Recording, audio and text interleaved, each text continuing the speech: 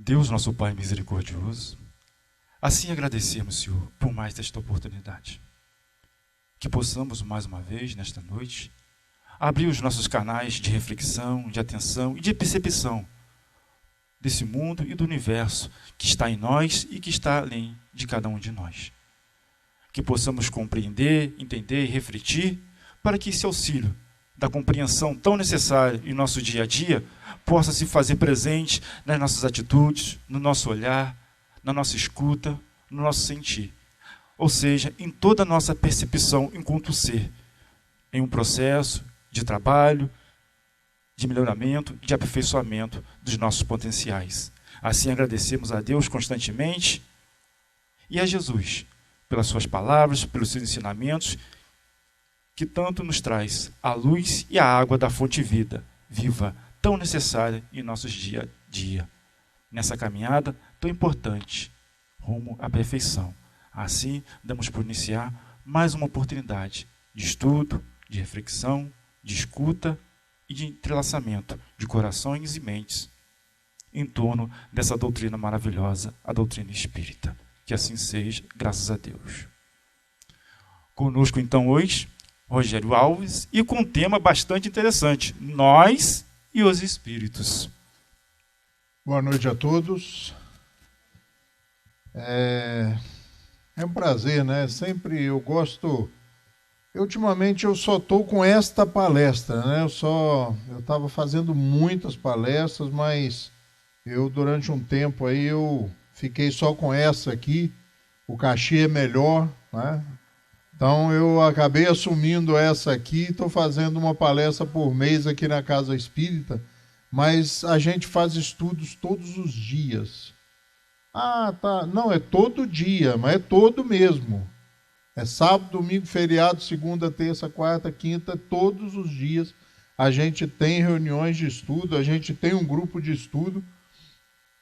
Então, estudar o Espiritismo, às vezes, para quem está começando, quem está vindo na Casa Espírita pelas primeiras vezes, né? Trazido muitas vezes, porque é ruim você ir num lugar que você não conhece ninguém, né? Então, normalmente, quando a gente vai pela primeira vez na Casa Espírita, é alguém que convida, é alguém que insiste, é alguém que nos traz. Não se preocupe, né? Às vezes a Valéria, o pessoal aqui falando, fala, não, ó, tá tudo aqui, né? O santo. Meu Deus do céu, né? E olha que essas obras aqui são antigas, né? Estão surradas, então se você pegar as mais novas, elas são mais grossas, mais encorpadas. O papel hoje é melhor, né? Aquele papel mais amarelinho para ficar mais fácil a leitura. Não se preocupem com o tanto de estudo, porque ele é contagiante. Você começa, se começar certo, do jeito certo, dentro da metodologia estabelecida pelo nosso professor Allan Kardec, você vai ver que daí a algum tempo você vai sentir necessidade de estudar, porque você vai ser movido não pela religiosidade, pelos espíritos, não. Pela disposição e pela curiosidade, pela insatisfação com o próprio saber. Né? Às vezes você assiste algumas palestras na internet, vê algumas pessoas falarem sobre espiritismo e fala assim, como o meu saber é pobre diante dessa pessoa. E aí começa a surgir em nós aquele sentimento que às vezes a gente despreza, né? Aquela vontade de quero ser igual. E aí você começa a estudar, e conforme você vai mergulhando nesse aprofundamento natural, você vai buscando e sentindo necessidade de ir mais fundo. Porque é uma proposta filosófica, é uma proposta científica e, consequentemente, religiosa. Porque esse aprofundamento, essa introspecção, esse autoconhecimento que o Espiritismo nos proporciona, acaba nos levando a uma transformação ou uma revisão dos nossos valores morais, dos nossos conceitos e das nossas bases éticas. E aí está o fundo religioso da doutrina espírita. Não aquela religião de que amanhã de manhã, né, ou no final dessa palestra, nós fôssemos tomados pelo sentimento de já fui à Casa Espírita essa semana, estou quites com Deus. Né? Essa é a religiosidade, é o religiosismo, né? Aquela coisa que você vai porque todo mundo vai, porque todo mundo faz, porque a mãe levou desde pequenininho, né? Aí você vai, eu sou católico não praticante, espírita não tem jeito, essa categoria no espiritismo não existe. Né? Espírita não praticante, eu ainda não descobri como poderia ser. Mas vamos lá. Nós e os espíritos, né? Acho que foi o Osho falou o tema incitante, provocador, né? Quem somos nós? A palestra foi preparada para nós medrosos. Porque quando se fala em espírito, tem muita gente corajosa que fala assim, olha, eu acredito, eu vou no centro, agora eu não quero ver. Eu não quero ouvir. Vamos na reunião. Meu Deus do céu, por favor, de jeito nenhum.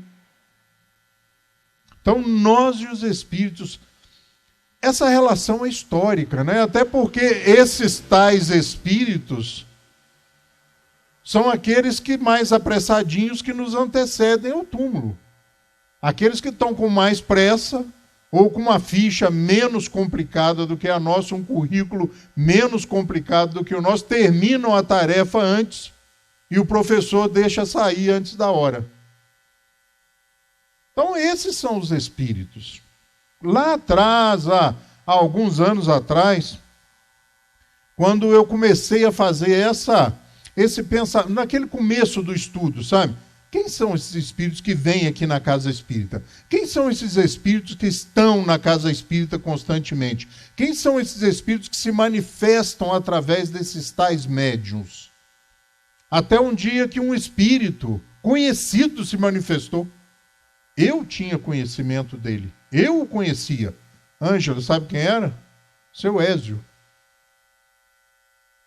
Eu estava na reunião lá, tranquilo, assistindo a reunião, participando da reunião, e ele chega na reunião, trabalhador dessa casa, seu Ézio chega e diz, olha, o trabalho lá no abrigo está muito bom, é assim mesmo, está indo muito bem, a gente tem estado lá algumas vezes, eu sou o fulano de tal. Falei, eles sobrevivem mesmo. Ah, não é só teoria não, é ele mesmo, porque eu tinha certeza, porque do que ele falava, eu sabia que era ele. Há pouco tempo atrás, 10 anos atrás, talvez, eu acho que nem isso. Há um tempo atrás, eu sou meio ruim com esse negócio de... Às vezes eu falo, tem 10 anos, o cara fala, você está louco, já tem 20. Então, há um tempo atrás, eu estava na reunião dirigindo, aí agora dirigente de reunião espírita, dialogador, né, gerenciador ali do processo de uma reunião mediúnica.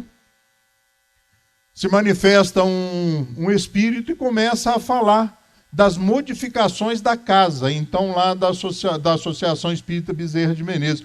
Como isso aqui mudou? Nossa, eu vim entrando, olha a conversa dele, gente. Eu vim entrando aqui agora, forma natural, tranquilo, eu vim entrando e olha, mudou tudo, mudaram as janelas, mudaram as portas, a iluminação, olha que beleza. Tudo bem cuidado, tudo pintado, né? E foi falando, e começou a falar do trabalho, aí falou, e você, hein, seu Rogério? Aí eu, pois é, hein? Quem diria, hein? O senhor dirigindo reunião mediúnica? Quem diria, hein? Água mole, pedra dura, tanto bate até que fura, né, meu filho? Sabe quem está falando? Eu falei, sei. Sabe mesmo? Eu falei, sei. Quem sou eu? Seu Lúcio Quinúcio. E aí você começa a ver que os espíritos, os tais espíritos, que às vezes, quando a situação não é muito clara, iluminação não é muito boa, que dá aquele arrepio na gente, são pessoas como nós, pessoas que nós convivemos. Então, nós e os espíritos estamos num constante intercâmbio, né? Nascem uns, vão uns daqui para lá e vêm outros, e nós vamos reencarnando sucessivamente, somos resultados desse processo. E isso é tão natural que quando nós incorporamos essa naturalidade de quem são os espíritos, a espiritualidade é composta por nós daqui a pouco. vai ficar desfalcada conforme eles vão retornando depois de passar por um processo de avaliação, de planejamento das próximas encarnações. Então esse intercâmbio é constante. E às vezes quando falam nos espíritos, a gente acha que é uma coisa à parte. Foram criados lá e são eles lá, e lá, né? E a gente coloca eles lá. Lá no plano espiritual, lá. E os espíritos e Kardec, o espírito Kardec diz, e os espíritos ratificam que não tem lá e aqui. São dimensões diferentes. E a gente consegue, com a criatividade, né, dos cartunistas, dos ilustradores, criar imagens assim, eles estão ao nosso lado, né? Eu costumo dizer aqui, enquanto Washington fazia a prece dele, eu estava aqui, ó, com o olho fechado, conversando. Vamos lá, vamos realizar esse trabalho. Meu amigo, meu mentor espiritual, vamos lá trabalhar mais um pouquinho, me ajude aí, porque sem a sua ajuda, sem a sua presença, sem o auxílio na coordenação desse emaranhado de conhecimentos, não vai sair boa coisa. Então, apiede-se daqueles que vão assistir e vamos trabalhar. Contato direto, né? E eu já disse também que há algum tempo atrás, eu comecei a ter algumas percepções da presença deles. Depois de 20, 30 anos na casa espírita, eu não sentia um arrepio. Quando tinha arrepio, sabia. Era um resfriado, falta de casaco às vezes, né? Nada de mediunidade. De uns tempos para cá, comecei a lidar e a estudar o magnetismo, comecei a perceber a presença dos espíritos. E não houve nenhum choque, não houve nenhum susto. Muito pelo contrário. A presença sempre agradável, a presença sempre boa, e mesmo daqueles nossos irmãos ainda equivocados, ainda aturdidos, bravos, revoltados, como nós os temos aqui, vivos, como Kardec diz. Nós não temos aqui pessoas com essas características encarnados. Quando essas pessoas desencarnarem, como eles vão estar no plano espiritual? Calmos, tranquilos? Não. Essa pessoa é impaciente aqui, vai ser um espírito impaciente. Por quê? Porque aqui ele é um espírito impaciente, encarnado.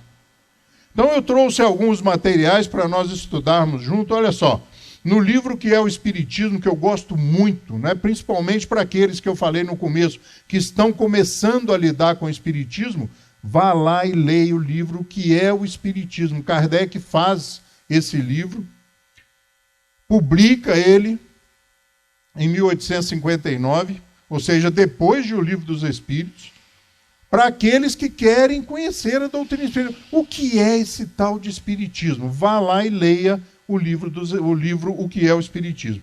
Nesse trecho que eu selecionei, ele diz assim: os espíritos estão em toda parte. Então não tem lá e aqui, gente.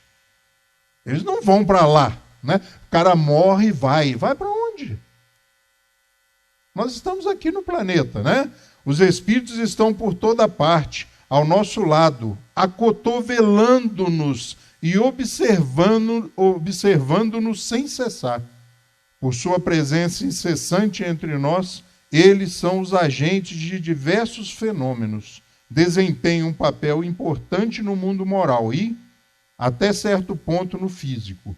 Constituem, se o podemos dizer, uma das forças da natureza. Olha só, uma das forças da natureza.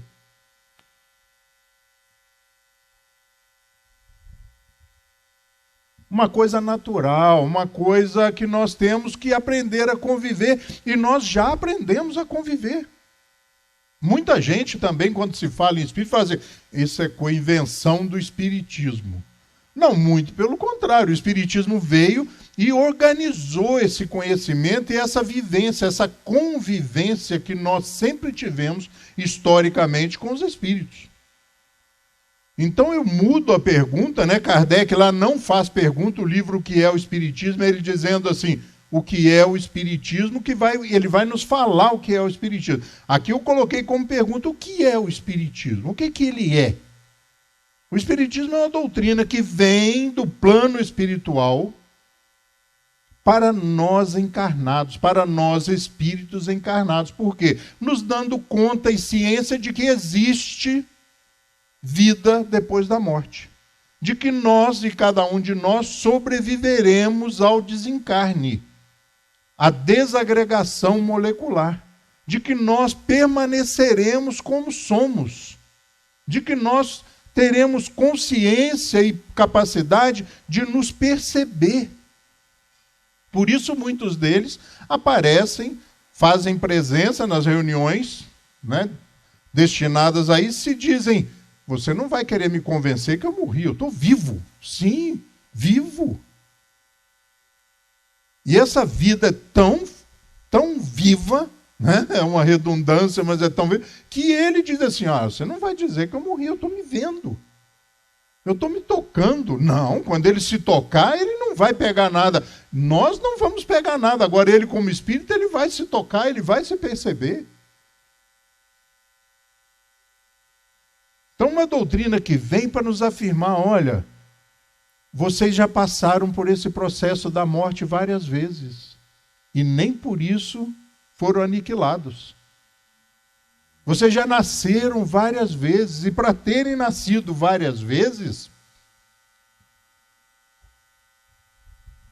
se faz necessário que tenham morrido várias vezes. E aí lá na década de 80, né, fica muito em moda, 90, começo dos anos 2000, muito em moda a regressão de memória. A regressão de vidas passadas, né? Surge lá o Patrick Drouot, que o Zé Manel me apresentou, Patrick Drouot, uma obra, me emprestou um livro dele, falando desse processo de regressão de memória. O professor Brian Weiss, né, muitas vidas, muitos mestres, Só o Amor é Eterno, Barqueiro do Além, e eu li todas as obras do Brian Weiss. Fui a uma palestra dele em Belo Horizonte, no Teatro Municipal em Belo Horizonte. Por acaso eu estava em Belo Horizonte, ele fazia, sei lá quando isso, mas assisti uma palestra dele no lançamento de um livro aqui no Brasil. O Brian Weiss era um estudante, um dirigente de uma universidade, né, israelita nos Estados Unidos. E ele começa a fazer pesquisa de regressão de memória no seu consultório. Ele era um psicólogo que se dedicou à regressão de memória, e ele faz a regressão de uma memória de uma moça que não conseguia comer nada sólido. Só papinha, líquido. Se ela tentasse tomar um comprimido, ela engasgava e jogava para fora. Qualquer coisa mais sólida não passava na garganta. E ele faz a regressão de memória para descobrir e tentar ajudá-la.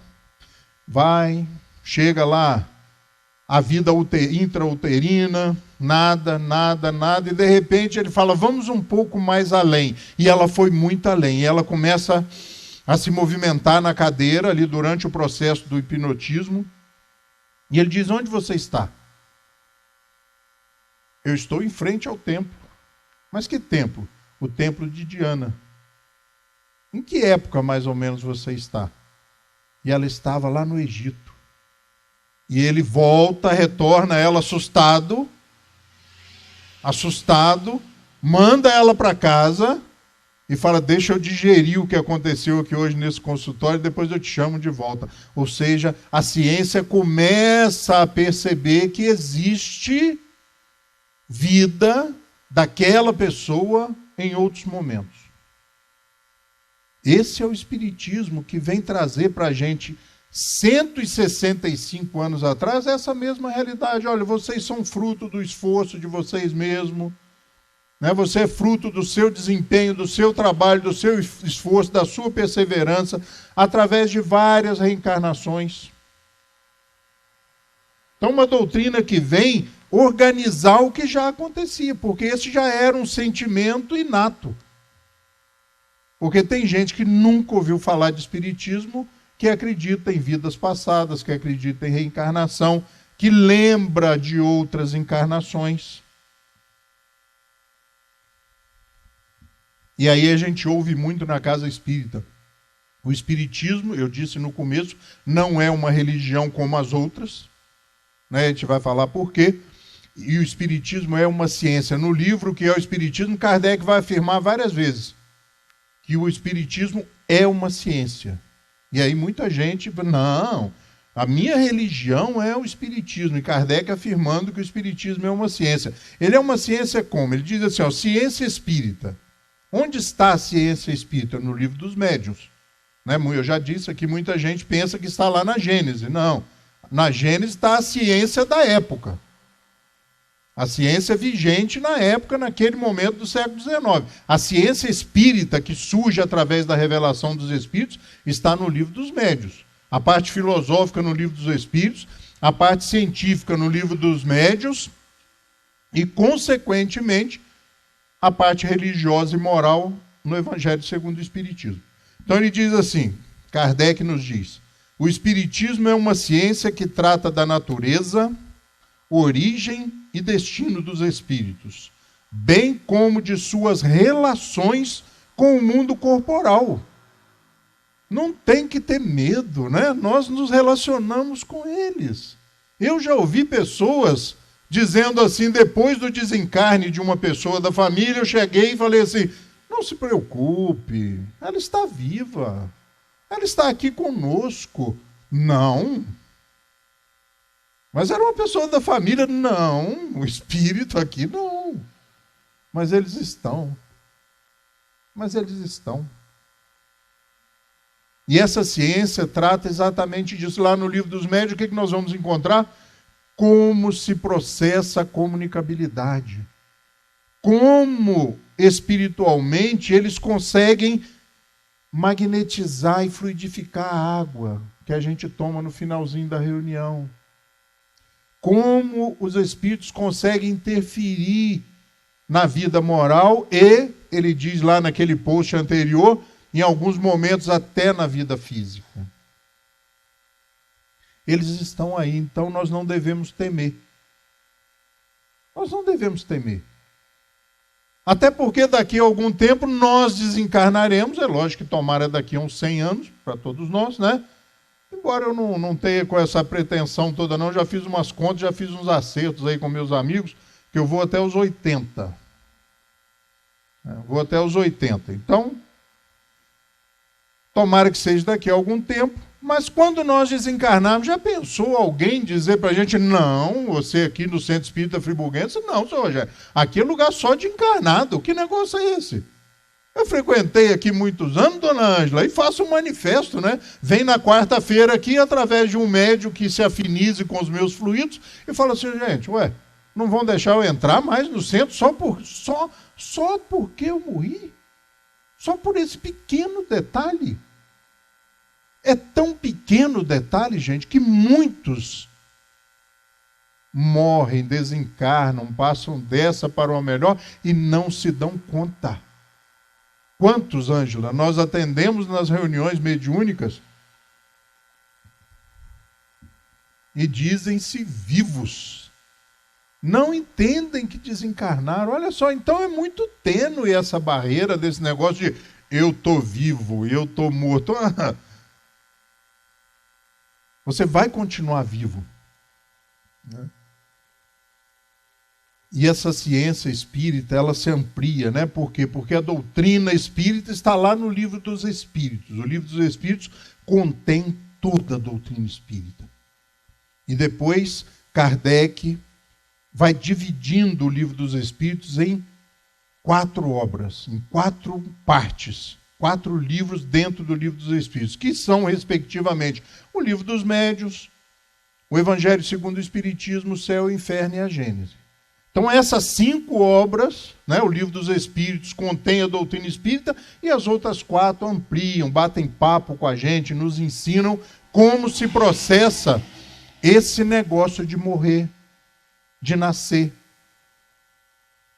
Como é que se constituem as famílias? Eu não pedi para nascer aqui. Pediu, sim, pediu, programou tudo. É porque você não lembra. Mas eu podendo escolher, você acha que eu ia nascer em Conselheiro? Se eu podia nascer lá na Vieira Soto, num triplex? Pediu, sim. Pediu. Eu ia pedir para nascer num sítio no Cônego? Pediu para nascer num sítio no Cônego.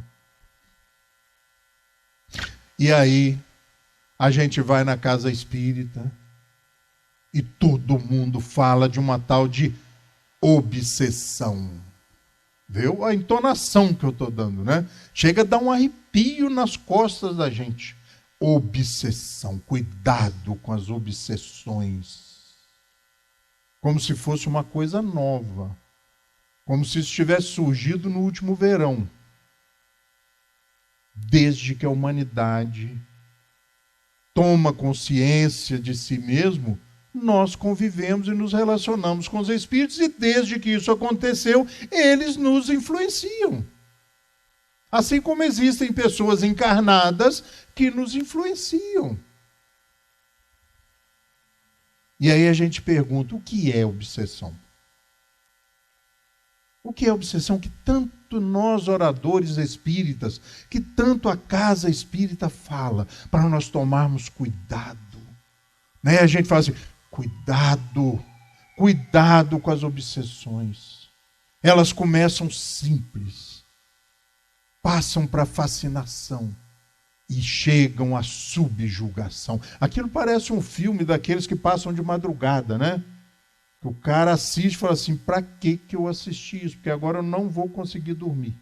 É só dar uma paradinha, desliga a televisão, toma uma aguinha, escova os dentes, senta na cama, faz a sua prece, para e fala assim, isso é cinematografia.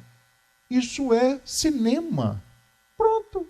Você racionaliza o processo. Né? Algumas pessoas mais... Eu não sei o termo usar, que as pessoas que levam o espiritismo às últimas raias das consequências dizem, eu não assisto filme de guerra. Por quê? Não, violência. Rapaz, violência. Pega o carro e vai da Avenida Brasil até São Paulo para você ver o que é violência. Não tem filme mais violento. Pega a Dutra, pega a Avenida Brasil. Resolve ir em Campo Grande de manhã. Acabou o filme. Esteja consciente. Isso é Hollywood. Isso é cinema. Retratando fatos históricos, muitas vezes, que aconteceram. Então o Espiritismo faz isso, a gente racionalizar as coisas. E o medo desaparece. Então o que é obsessão? Eu não vou dizer para vocês o que é obsessão, eu vou recorrer a Allan Kardec, que eu não sou bobo. Né? Depois vocês falam assim, não, o Rogério disse, né? Não estou aí para mais, nem no peso, nem na idade de cometer esses equívocos. Então, olha só, a obsessão é a ação persistente ou domínio que alguns espíritos logram, ou seja, conseguem adquirir sobre certas pessoas. Então, é sobre certas pessoas. Já não é sobre todo mundo, né? Embora a influência seja de todo mundo. A obsessão é a ação persistente ou domínio que alguns espíritos logram adquirir sobre certas pessoas. É praticada pelos espíritos inferiores, que procuram dominar. Então alguém diz assim, não, os espíritos nos influenciam. E aí, não, na pergunta número tal, dizem que a tal ponto que muitas vezes são eles que nos dirigem. Esses são espíritos inferiores. Porque espírito superior não dirige ninguém. Eles aconselham, estimulam, animam. Dirigir, nós vamos falar de obsessão. Infelizmente, muitas vezes são eles que nos dirigem, mas certamente não são para coisas muito boas. E ele continua, apresenta caracteres muito diversos, ou seja, a obsessão apresenta caracteres muito diversos, desde a simples influência moral, sem perceptíveis sinais exteriores, até a perturbação completa do organismo e das faculdades mentais. É o que eu disse, é a obsessão simples, né, que a gente fala nas palestras, podendo chegar até a subjugação. A fascinação que você passa a gostar daquela influência. Então, isso está lá no Livro dos Médiuns, no capítulo 23, no item 237. Né? E aí nós podemos falar também sobre como é que isso é causado. Por que eu resolvi fazer isso hoje, gente? Porque a gente fala demais de obsessão. mas não fala o que é. Qual a causa da obsessão? Por que isso acontece? Do mesmo modo que as doenças resultam das imperfeições físicas, peguei um resfriado, sistema imunológico baixo, uma imperfeição física. Olha, estou com, imperfeições físicas abrem portas para que aconteçam. Né? Do mesmo modo que as doenças resultam das imperfeições físicas, que tornam o corpo acessível às influências perniciosas exteriores, a obsessão é sempre o resultado de uma imperfeição moral que dá acesso a um espírito mau. O Evangelho segundo o Espiritismo, capítulo 28, item 81. Então nós abrimos a porta. Ele não vem e nos abraça, né? Porque a gente fala, vou andar por aqui, mas por esse negócio de espírito, tem que tomar cuidado, senão eles vão me pegar. Não. Normalmente o que acontece, na maior parte dos casos, é afinidade. Sabe como é que a gente faz amizade? Sabe como é que a gente faz amizade, né? Começa a ir no lugar, começa a falar do mesmo assunto, começa a ir no centro espírita, começa a falar de espiritismo, começa a estudar espiritismo, e a pessoa se aproxima, Ângelo, tudo bem, tal, vira amigo. Na obsessão também é assim. A pessoa se aproxima de você por quê? Porque existe uma afinidade entre o que você faz, do que você pensa, do que você planeja com o que ele faz. Porque dificilmente a gente estabelece amizade ou vínculo com alguém que pensa diferente da gente. Coisa brava, né? Coisa difícil, né? Você fala, não, que o governo, não é assim, não. A pessoa que discorda, você acaba criando antipatia dessa pessoa, né? Não tem afinidade com essa pessoa. Ele não concorda com nada, ele discorda de tudo, a gente não. Então há uma afinidade. Então ele diz assim, a obsessão é sempre o resultado de uma imperfeição moral que dá acesso a um espírito mau. Tem graus de obsessão? Tem graus de obsessão, eu já até antecipei, né? Está lá, obsessão simples. O que é a obsessão simples? Ação inoportuna e desagradável em que um espírito se agarra à pessoa com tenacidade, causando mal-estar generalizado. O que é a fascinação? Que é o agravamento dessa obsessão simples. É uma ilusão produzida diretamente na mente do obsediado, ideias fixas, imagens hipnotizantes, mágoas, fantasias, etc. Nessa situação, o obsessor é ardiloso e hipócrita, simulando falsa virtude. Nós somos vítimas também de obsessão de encarnados. Tá? Nós pensamos de obsessão quando o orador fala obsessão, a gente pensa nos espíritos, mas somos espíritos. Então, existe obsessão de encarnado para encarnado, de desencarnado para encarnado, de encarnado para desencarnado. O cara morre. Eu tenho raiva da pessoa. A pessoa morre e eu continuo com raiva da pessoa. E continuo falando, e continuo ali. Eu estou obsediando esse espírito lá, ele está lá no plano espiritual ou na dimensão espiritual, e eu continuo ali, ligado mentalmente a ele. Então existe obsessão de todos os lados, porque todos nós somos espíritos. E aí nós passamos para o terceiro ponto, subjugação. É uma constrição, aí agrava o negócio, uma constrição moral ou física que paralisa a vontade do que a sofre e o faz agir a seu mau grado. Aí, só com a ajuda de um terceiro, diz Kardec. Quem é esse terceiro que pode ajudar uma pessoa a sair desse estado de subjugação, de ser subjugado? Somente o magnetizador. Somente através do passe magnético se consegue fortalecer essa pessoa fisicamente para que ele reaja e não aceite ser mais subjugado. E aí nós falamos de magnetismo. Mas esse negócio de passe magnético, passe espiritual, tem diferença? Tem diferença. Quando eu venho à casa espírita, né, serelepe, né? Fluminense perdeu hoje, vem conversando, né? O Corinthians ganhou, aquela coisa, venho no papo ali, chegando, entra na casa espírita bem, tranquilo, vou assistir uma palestra, depois vou chegar em casa, vou ligar a televisão, você está bem. O passe acontece naturalmente. O passe magnético já é um aprofundamento do passe. Aí é a pessoa que está doente. E o magnetizador fica sabendo do que aquela pessoa tem, ele chega, é entrevistado, sabe do que aquela pessoa tem, e aplica-se um passe magnético, um passe específico na intenção de ajudar aquela pessoa no seu restabelecimento. E aí o Jacomelo diz assim, magnetismo humano. O magnetismo, só para dizer o que é o magnetismo é a ciência que estuda, analisa e sugere métodos para que se empregue com eficiência os fluidos magnéticos ou os fluidos da alma humana, em favor dos que deles precisam. Aí é um passe mais objetivo, né? Não é aquele passe genérico, onde nós aí fechamos os olhos, nos preparamos e recebemos, como sempre se afirma aqui, dos nossos amigos espirituais. Mas mais importante do que os nossos amigos espirituais quererem doar e agirem sobre nós, é nós queremos receber, é nós estarmos sintonizados. E sabermos que isso acontece aqui, em casa, no ônibus, na fábrica, na escola, no colégio.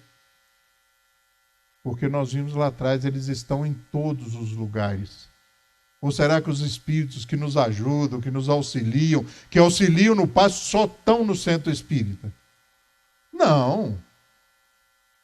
Aqui funciona mais por quê? Porque nós criamos ambiência, nós abrimos as portas, nós nos dispomos a receber a ajuda deles. Se nós fizermos isso lá fora, eles vão agir também. E muitos deles dizem, em tom de brincadeira séria, que deve ser a hora que a gente vem aqui para o centro espírita, senta aí e aquieta o coração. Aí eles devem chegar do lado e falar assim, finalmente, hein, meu filho, você parou, né? Finalmente você sossegou esse facho e agora eu vou poder te ajudar. Porque eu estou com você há 2 dias e você não sossega, você não para, você não dá condições de ser ajudado. Porque tem gente também encarnada que às vezes querem nos ajudar e a gente não permite. A pessoa nos busca, nos procura, nos dá boas palavras, nos fala e a gente se torna refratário, a gente não aceita. Então, quando terminar a reunião e o Washington falar assim, agora vamos para os passes, abra seu coração. Quer ver funcionar melhor ainda? Tira o eu. Tira o eu e pensa em outra pessoa. Peça aos amigos espirituais que ajudem a outras pessoas que você sabe que nesse momento estão precisando. E você recebe. Porque quando você abre o seu coração, em função do outro, você está cumprindo um aconselhamento, uma determinação insistente de Jesus. Abraça o próximo, veste o próximo, descedenta o próximo, visita o próximo, acolhe o próximo. Não é à toa que ele insistiu tanto nisso. Quando você tira o eu e eleva o próximo, aí você sente realmente que eles te abraçam. Porque a gente começa a exercitar um grande ensinamento. Nós só estamos aqui quantas vezes necessárias forem, reencarnando para aprender a fazer isso, para amar o outro, para extrapolar os muros lá de casa, para fugir da cerca lá de casa e amar lá fora. Jesus dá o exemplo, Senhor, Senhor, Senhor, sua família está chegando, sua mãe e seus irmãos. Eu não sei por que o pai não foi, né? Mas a sua mãe e seus irmãos estão aí para te ter, para te pegar, para te tomar. Mas quem são minha mãe e quem são meus irmãos? Minha mãe e meus irmãos são todos aqueles que fazem a vontade do Pai. Qual a vontade do Pai? Amai-vos. Jesus não coloca em segundo plano a mãe e os irmãos, não, eleva toda a plateia ao mesmo nível de amor, porque ele amava a todos iguais. Então nós estamos aqui só para isso, aprender a amar. E através do cultivo do bem. O cultivo do bem proceder é salvo-conduto para a vida boa.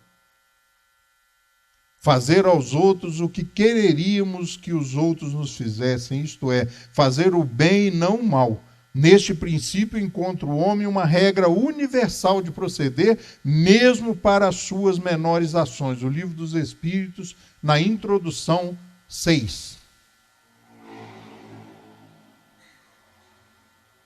Devemos temer a obsessão, finalizando, porque o relógio está correndo e eu estou brincando aí nos intervalos. Devemos temer a obsessão. Cobra é um negócio perigoso, né? Se você pisar nela, se você colocar a mão, se você for onde tem cobra, se você mexer com a cobra. E a gente já aprendeu isso. Então a ideia é aprender também a lidar com esse processo, com essa convivência com os espíritos. Assim como sua mãe, seu pai e minha mãe me ensinou. Eu não vou falar que foi minha mãe e meu pai, porque eu fiquei órfão muito cedo, então minha mãe me ensinou, cuidado com esse seu amigo, hein? Mãe é fogo, né? Quem é esse menino que veio aqui em casa hoje? Ah, fulano de tal, gente boa lá do colégio. Cuidado, esse menino não presta. Eu ouvi muito isso.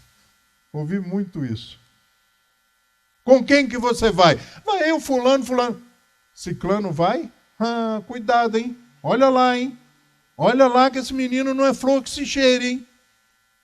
Nós aprendemos a lidar com a obsessão, com a influência dos encarnados. Agora, quando fala nos espíritos, a gente congela. Paramos de ter cuidados. E fazemos como as crianças, sabe? A criança que quer se esconder e tapa o olho. Ao invés de se esconder, tapa os olhos. Como eu não estou vendo, então ninguém está me vendo. Tratemos desse assunto de forma tranquila, sabe? Porque o que vai mudar a ação dos espíritos? Somente o nosso comportamento. Somente as nossas ideias, somente a nossa ética. Somente o nosso proceder com os outros. É isso que vai mudar. E nós nos esquecemos muitas vezes que, como existem influências não muito boas, existem influências muito boas. Que nós também fazemos questão de não perceber. E é fácil perceber. Ontem eu passei um dia muito legal. Montando essa palestra, estudando, fazendo várias coisas. Minha mulher está convalescente de uma cirurgia, então eu não saio muito de casa. Estou ali fazendo um curso intensivo de cuidador, né, para arrumar um emprego no abrigo, agora emprego de verdade. Né, cansei dessa vida de voluntário de 25 anos, agora vou arrumar um emprego, porque agora estou ficando bom nesse negócio. Ajuda, dá banho, faz curativo e não sei o que. Eu estou ficando bom nesse negócio, vou fazer um teste lá, tá, Anjo? Lá pelas 6 horas... Estou escrevendo um artigo para publicar na internet. Minha esposa falou assim comigo: minha água acabou. Vocês nunca viram um gordo bravo. E eu perdi a linha porque ela falou: minha água acabou, Washington. Aquilo soou naquele momento para mim como uma agressão. Minha água acabou. Opa, desculpe, Jô. E mentalmente falei: meu amigo, não dá, aqui não. Que isso, rapaz? Que negócio é esse? Retomei a minha postura, retomei a minha atitude, levantei e fui na cozinha buscar água, como um bom marido obediente. Nós temos que estar vigilante nesse negócio. Mudou o humor de repente? Que isso? Ué, eu estava bem agora, Anjo. Como é que eu fiquei mal agora? Abre o olho, fica esperto. Porque se bobear, sabe? Encaixa. Encaixa. Sabe aquela perda de controle que todo mundo tem, né? Se não tiver, está no lugar errado. né? Não devia estar nem encarnado mais, já devia estar em outro nível espiritual, que daí 5 minutos fala assim, rapaz, o que eu fiz? Por que eu perdi o controle assim? Por que eu xinguei? Por que eu briguei? Porque a gente deixa encaixar. Que a gente não interrompe. A gente não lembra dos valores éticos, que são as leis e normas de convivência. E quando a gente começa a pensar de forma prática nos valores éticos, o ônibus vem, o ponto está cheio, e mesmo assim, você sai da frente da porta e cede a vez. Algumas pessoas desavisadas podem olhar e falar assim, você é bobo mesmo, hein? Você é um trouxa, né? Agora você vai em pé. Experimente. Experimente fazer o inabitual. Chega no cruzamento, sabe? Eu sei que quem mora aqui no centro, né, já ouviu falar num lugar chamado Conselheiro Paulino. Tem um trevo ali perto do Tio Dongo, perto da escola SEC, que a gente vê os vídeos lá no TikTok, não sei aonde, na Índia, né, que abre o sinal e faz assim, todos os carros, né, passam. Ali em Conselheiro tem um lugar assim, perto do SEC, ali, quem vem do Califórnia, quem vem, sabe, vem gente de todo jeito e ninguém organiza. Ali é a lei do mais corajoso. Experimente parar e ceder.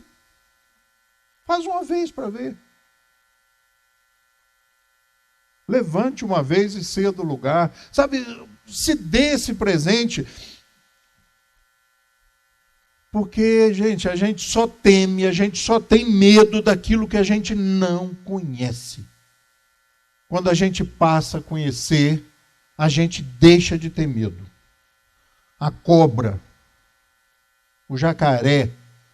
Minha mãe falou assim, você vai lá para o Pantanal, agora eu não vou mais, mas eu frequentei o Pantanal Mato Grossense 20 anos, 2, 3 vezes por ano. Em pescarias esportivas, né? No começo a gente matava mesmo o peixe, a gente vai melhorando, vai ficando mais esperto, mais inteligente, a esposa vai chamando a atenção. Vocês são doidos? Minha esposa me disse um dia, quando eu voltei do Pantanal, com uma bolsa térmica desse tamanho, cheia de peixe. Vocês são doidos? Por quê? Eu tem ali no Bom Pastor, ali tem para vender. Sabe o que vocês estão parecendo? Ela me disse. Aquele molequinho arteiro que ganha um carrinho de fricção e quebra o carrinho. Vocês estão matando os brinquedos de vocês.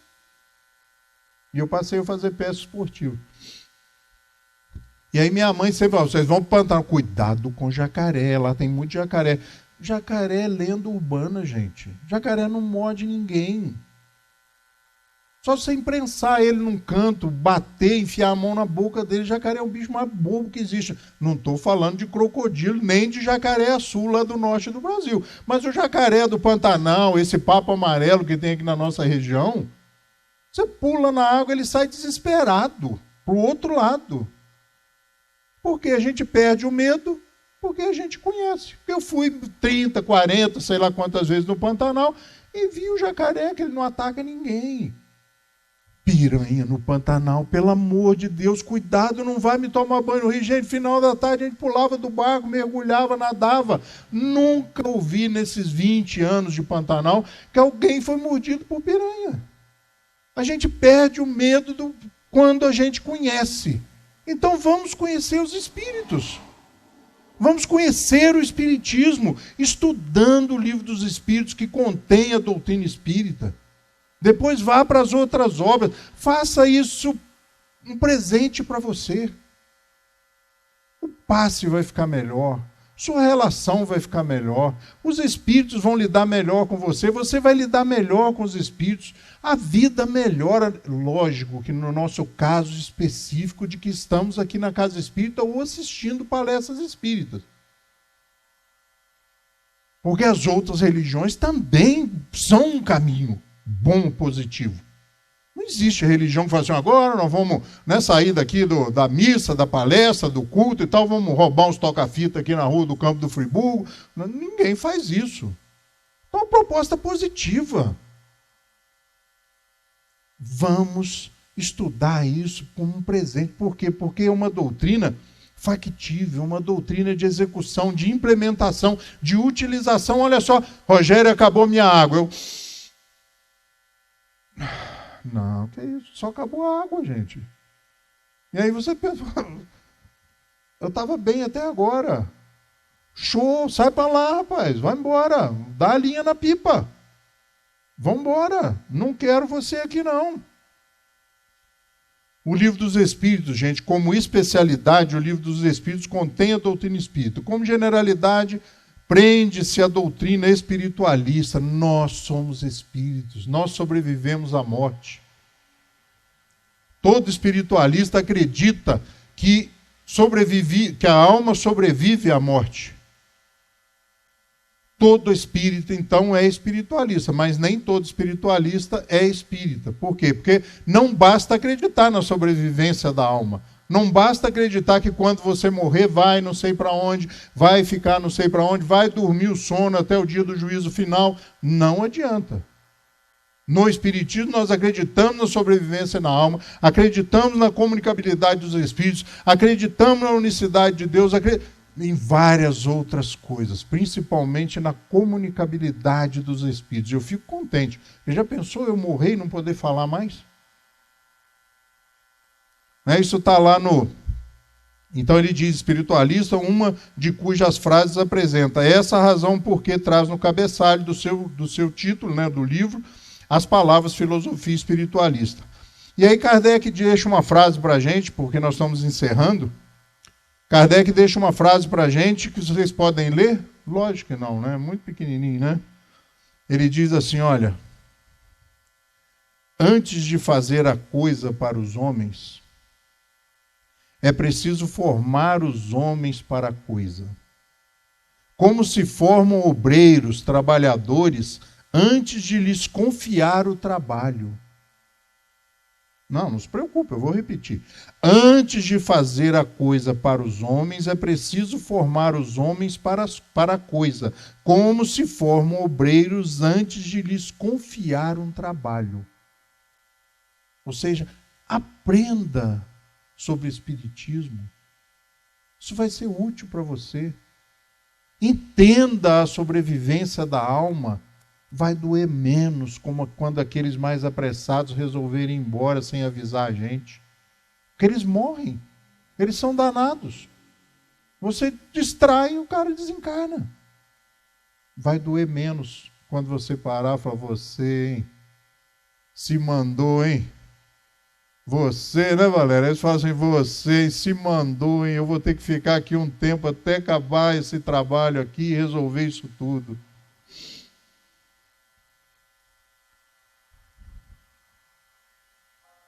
Vou encerrar. Tinha muito tempo que eu não encerrava a palestra assim, sabe?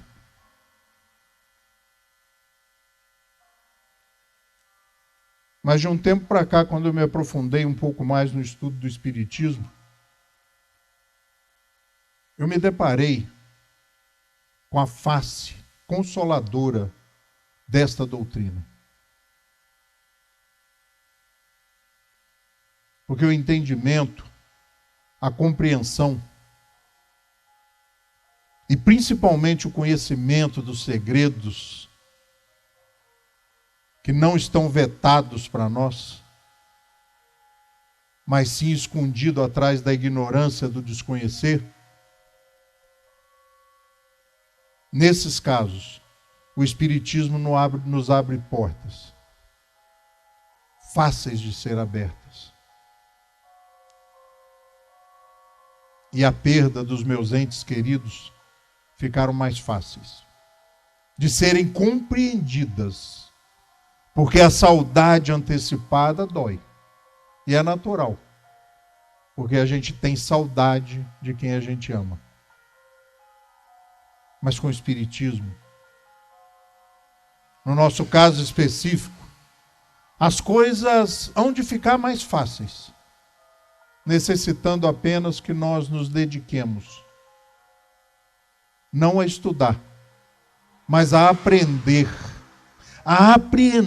essa doutrina que coloca luzes novas, Washington, sobre o cristianismo, que faz com que finalmente nós mergulhemos de corpo e alma nos ensinamentos de Jesus. Como é bom não temer a morte. Como é bom não temer os espíritos. Como é bom saber que, portando-se de forma digna, ética e moral, podemos contar com aqueles que nós nunca poderíamos imaginar que estivessem ao nosso lado. Quem sabe, se não Jesus, porque ele é muito ocupado, mas os seus prepostos virão em direção às nossas necessidades e aos nossos clamores. Todas as vezes que nós abrimos os nossos corações de forma sincera, em benefício ou a benefício do próximo.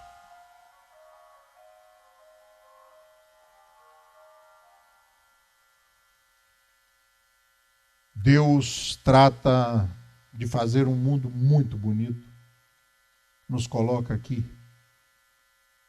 e só diz assim: vivam, vivam, o sopro divino é esse, vivam. Nem a morte física destruirá vocês. Uma boa noite.